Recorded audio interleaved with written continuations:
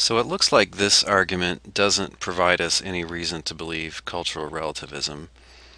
Um, Even if one is true, it doesn't follow that two is true, so this doesn't give us any reason to believe the conclusion, and it doesn't give us any reason to believe cultural relativism, namely this fifth claim, that the moral code of a society determines what is right or wrong within that society.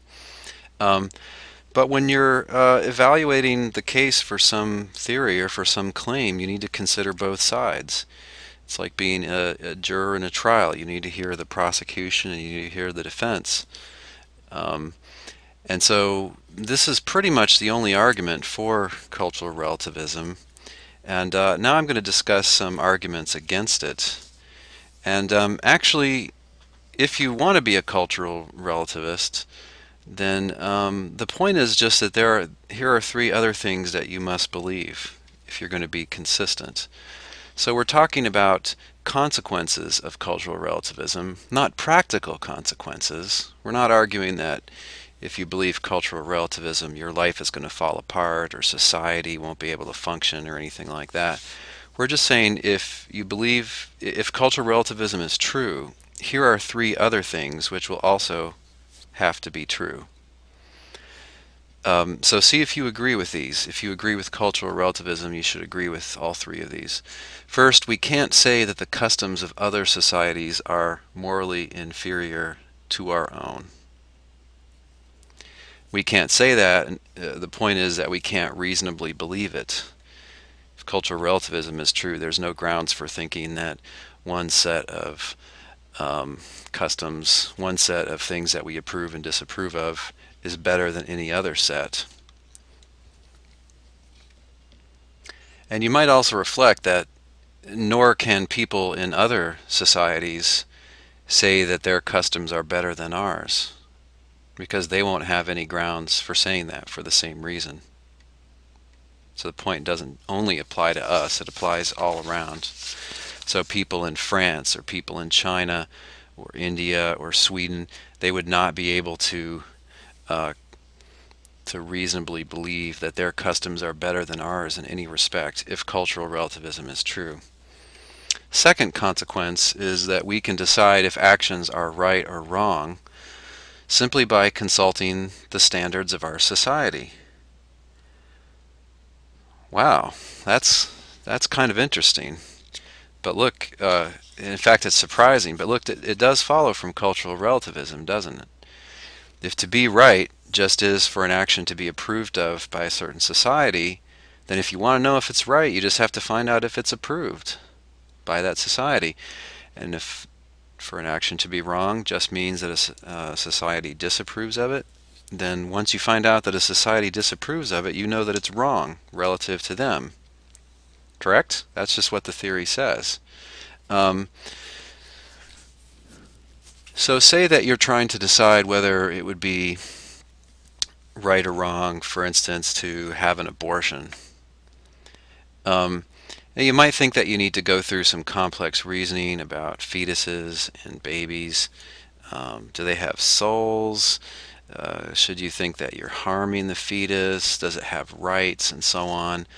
No, no, no. Forget all that philosophy. You don't have to bring up religion either. All you have to do is find out what your society approves or disapproves of. So, for instance, if you're in France, probably the majority of people there would approve of your having an elective abortion. And if you live in maybe Spain or Ireland, the majority will say disapprove of it, so it'll be wrong. And that's all you have to know. So consequently, if cultural relativism is true, there are no moral experts unless perhaps pollsters or sociologists. So you might think that certain people have better knowledge of right and wrong than you or I do. You might think that an elder, like a grandparent, is a moral expert. You might think that a religious leader, like a priest or a minister or a rabbi, is a moral expert. That if you have a question about whether something's right or wrong, you should consult one of these experts, somebody who knows more about it. But look, if cultural relativism is true, if there are any moral experts, it won't be anybody like that. It won't be elders or religious figures or ethicists. If there are going to be moral experts, it'll just be the people who have more knowledge of what society approves and disapproves of. Presumably pollsters, people who take random samples and find out what public opinion is.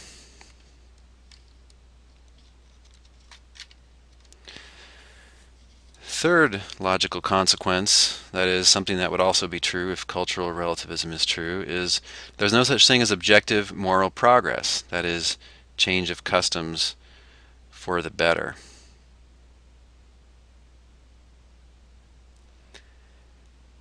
Now,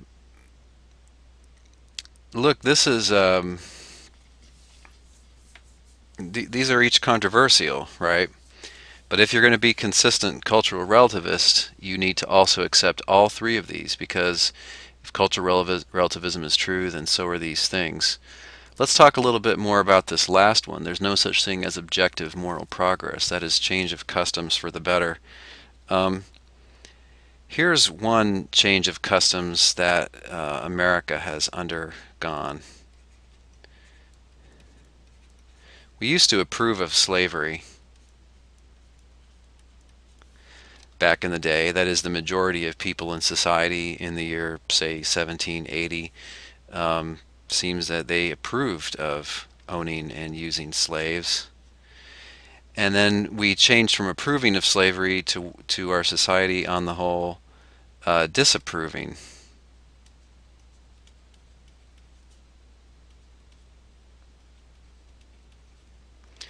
Now this was a change of customs, but if cultural relativism is true, it was not a change of customs for the better, because there's no grounds for saying that disapproving of slavery is objectively better than approving of slavery.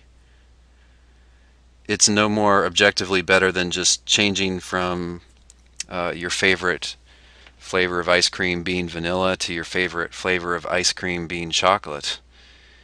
That's a change, but there's no grounds on which to say it's a change for the better. Maybe 50, 60 years ago, you could, if you're a male businessman, you could slap your female secretary on the rear end and tell her how beautiful she looks. Today we would not approve of that. We call that sexual harassment. So that's a change of customs. And if you want to say that's a change of customs for the better, it looks like you shouldn't be a moral relativist. So the question that you should answer for yourself is, do you think all three of these are true? And why or why not?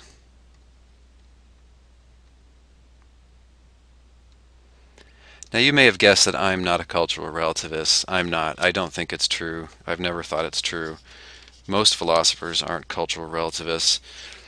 And so to me, each one of these things that cultural relativism implies provides an objection to cultural relativism. I don't know if you remember this kind of argument. It's called modus tollens. It goes like this: if P, then Q, not Q, and then the conclusion, therefore not P. And any argument with this form, any argument with this structure is valid. That's pretty clear once you understand it. And this is typically a form of argument that we use for objecting to some thesis. So here,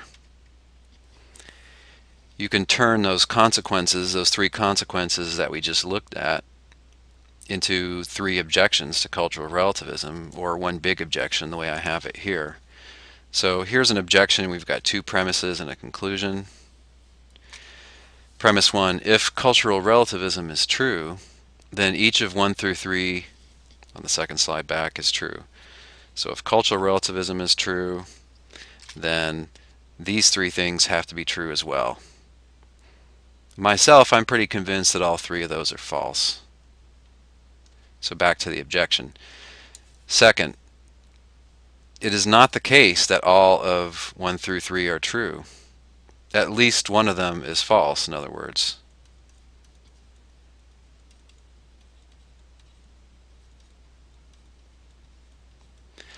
And so therefore cultural relativism is not true. So this argument is interesting. Maybe you think that some of those consequences of cultural relativism are true. Maybe you think one is true and that two is true. Whoops. Suppose you think that this one's true and this one's true, but you disagree with that one. Well, then you're going to have to say that my argument here, my objection, is sound. Because you'll agree with premise one, and you'll agree with premise two. If just one of those three is false, then my premise two here is true, isn't it? Because it says it's not the case that all of them are true. So if one or more is false, then you have to agree with premise two. And of course, three does logically follow from premises one and two. It's a valid argument. It has that structure of modus tollens that we just looked at. Okay. Now,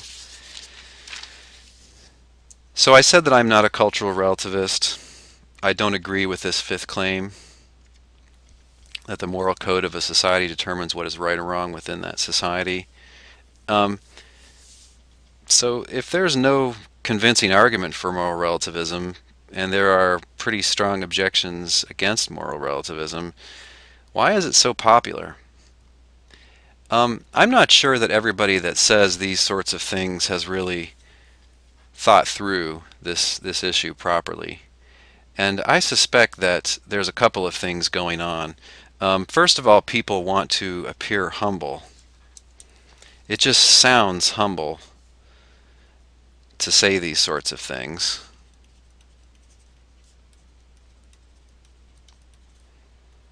I'm not sure it really is humble, but it comes off that way. Secondly, this way of thinking about right and wrong is easy.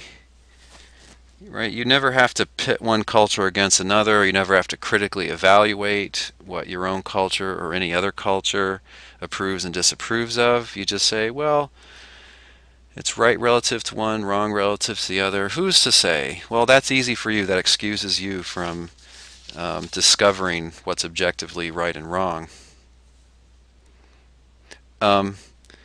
Also, maybe this is an overreaction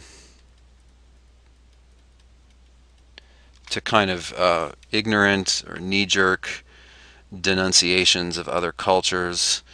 You know, those people, for instance, in some faraway tribe in the jungle, those people, the women don't wear shirts. Oh, that's terrible. That's so immoral. That's obviously wrong. And that seems to be too quick.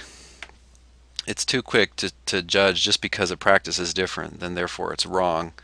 And finally, this sort of thing sounds sophisticated and cosmopolitan.